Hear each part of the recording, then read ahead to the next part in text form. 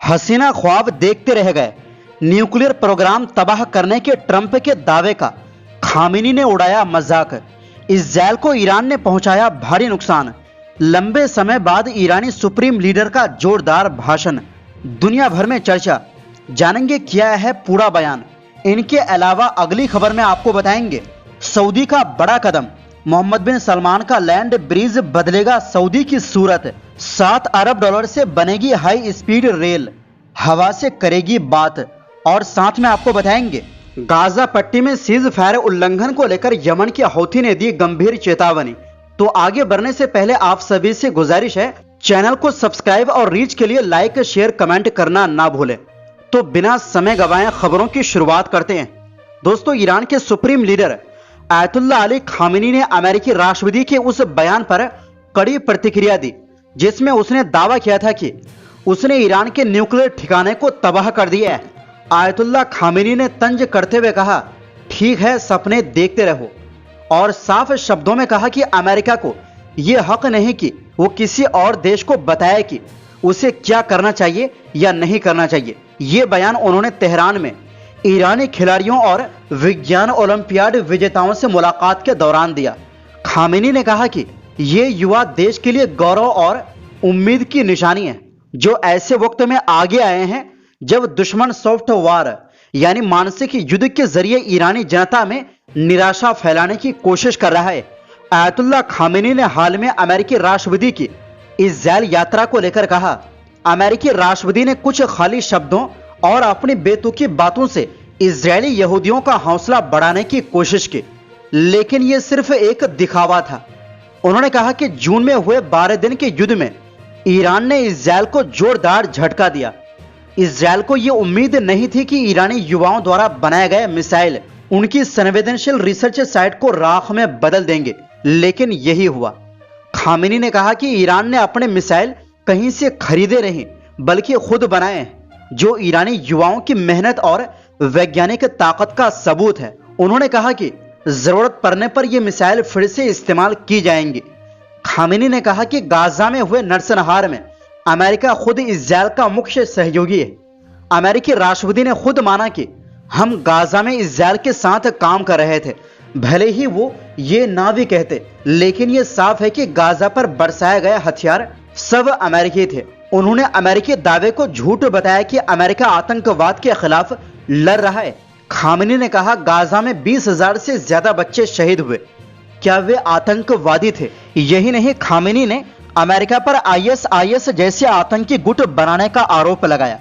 Khamenei ने कहा कि गाजा में 70,000 से ज्यादा लोगों की शहादत है और 12 दिन के युद्ध में 1,000 से ज्यादा ईरानियों की मौत ये साबित करती है कि अमेरिका और इजरायल दोनों आतंकवाद के असली चेहरे हैं। उन्होंने याद दिलाया कि इन्होंने ईरानी वैज्ञानिकों की हत्या की और इसे लेकर गर्व भी जताया, लेकिन उन्हें पता होना चाहिए कि वो हमारे ज्ञान को खत्म नहीं कर सकते।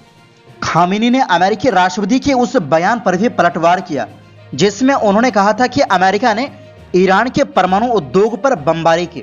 खामेनी बोले, अगर तुम सोचते हो कि तुमने हमारा न्यूक्लियर प्रोग्राम खत्म कर दिया है तो ठीक है, सपने देखते रहो, लेकिन सवाल यह है कि तुम्हें क्या हक है यह तय करने का कि किसी देश को परमाणु कार्यक्रम रखना चाहिए या नहीं।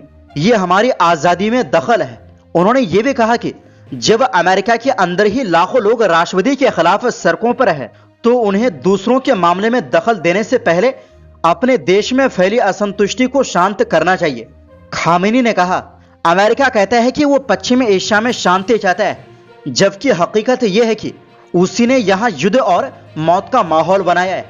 अगर वो ऐसा नहीं करता तो उसके इतने सारे सैन्य ठिकाने यहां क्यों है? ये इलाका तुम्हारा नहीं है। वहीं दूसरी ओर दोस्तों, सऊदी अरब देखते ही देखते तकनीक की दुनिया में आगे बढ़ता जा रहा है। देश में एक विशाल हाई स्पीड रेल प्रोजेक्ट का निर्माण किया जा रहा है। सऊदी में अब स्पीड से ट्रेन दौड़ेगी। 7 अरब डॉलर का यह प्रोजेक्ट है। इस प्रोजेक्ट को लैंड ब्रिज कहा जा रहा है। यह परियोजना पूरे अरब में यात्रा और व्यापार के तौर तरीकों को पूरी तरह बदल देगी। यह सऊदी विजन 2030 का एक अहम हिस्सा है, जिसे एक रेगिस्तान का चमत्कार भी कहा जा रहा है। इसका मकसद देश के बड़े आबादी केंद्रों को जोड़ना और सऊदी अरब को एक ग्लोबल ट्रांसपोर्टेशन पावर बनाना है। ये जेद्दा और रियाद को जोड़ेगा। ये रेल लाइन लाल सागर और अरब सागर को सीधे जोड़ने के लिए बनाई जा रही लैंड ब्रिज लगभग 1500 किलोमीटर लंबा होगा, जो लाल सागर पर स्थित जेद्दा को अरब खाड़ी पर स्थित दम्माम से जोड़ेगा और बीच में राजधानी रियाद इसका मुख्य केंद्र होगी। इस परियोजना का सबसे बड़ा असर रियाद जेद्दा मार्ग पर यात्रियों पर होगा। फिलहाल ये यात्रा कार से लगभग 12 घंटे में पूरी होती, लेकिन जब नई हाई स्पीड ट्रेनें चलने लगेंगी तो यही यात्रा 12 घंटे की जगह महज 4 घंटे में तय की जा सकेगी, जिससे समय की बचत होगी। इस बदलाव से न सिर्फ यात्रियों की सुविधा बढ़ेगी, बल्कि देश के अंदर यात्रा का समय भी कम हो जाएगा। ये सऊदी अरब को आर्थिक और व्यापारिक हिसाब से भी मजबूत बनाएगा। नई लैंड ब्रिज परियोजना सऊदी रेलवे कंपनी के लिए काफी अहम है, जिसका मकसद देश के रेल नेटवर्क को बड़े पैमाने पर विस्तार देना है। सऊदी अरब अपने कुल रेल नेटवर्क लंबाई को वर्तमान 5300 किलोमीटर से बढ़ाकर 8000 किलोमीटर से अधिक करने की योजना बना रहा है, ताकि वो पूरे खाड़ी क्षेत्र और व्यापक अरब दुनिया के लिए एक अहम लॉजिस्टिक और ट्रांसपोर्टेशन हब बन सके। इस मकसद को पूरा करने के लिए सऊदी रेलवे ने पहले ही 15 नई ट्रेनों का ऑर्डर दिया है, जो अधिकतम 200 किलोमीटर प्रति घंटे की रफ्तार से चल सकेंगी। हाई स्पीड रेल कनेक्टिविटी के तहत सऊदी अरब में एक तेज रेल कॉरिडोर बनाया जा रहा है, जो जेद्दा, रियाद और दम्माम को आपस में जोड़ेगा। इस रेल लाइन से यात्रियों और सामान की आवाजाही पहले से कहीं ज्यादा तेज और आसान हो जाएगी। यह हाई स्पीड रेल देश के बड़े औद्योगिक शहरों और बंदरगाहों को भी जोड़ेगी, जिससे व्यापार और माल ढुलाई में बड़ा सुधार होगा। सऊदी लैंड ब्रिज प्रोजेक्ट को दिसंबर 2030 तक पूरा करने की योजना है और इसका निर्माण कार्य शुरू हो चुका है। फिलहाल टिकट किराए की आधिकारिक जानकारी अभी तक जारी नहीं की गई है।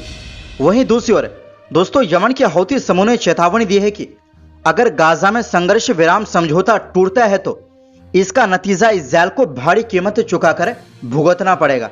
यमन के उप विदेश मंत्री अब्दुल वाहिद अबू रास ने कहा कि हम गाजा पट्टी में हो रहे हालात पर करीबी नजर रख रहे हैं, लेकिन इस्राएल बार बार समझौते का उल्लंघन कर रहा है।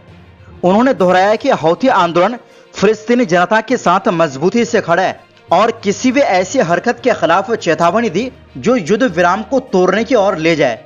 अबू रास ने कहा, अगर यह समझौता टूटता है तो दुश्मन को भारी कीमत चुकानी पड़ेगी और उसके नुकसान पहले से कहीं ज्यादा होंगे। गाजा की प्रतिरोधी ताकतें अकेली नहीं है, ये लड़ाई सामूहिक है और हम उनके साथ खड़े हैं, चाहे हालात कितनी भी मुश्किल क्यों ना हो। यह बयान उस समय आया है जब तेल अवीव ने गाजा पट्टी के अलग अलग इलाकों में फिर से हमले किए, जिनमें हमास की गतिविधियों और कई नागरिक ठिकानों पर हवाई हमले शामिल हैं। तो दोस्तों, फिलहाल के लिए इस रिपोर्ट में बस इतना ही। फिर मिलते हैं एक नई रिपोर्ट्स के साथ।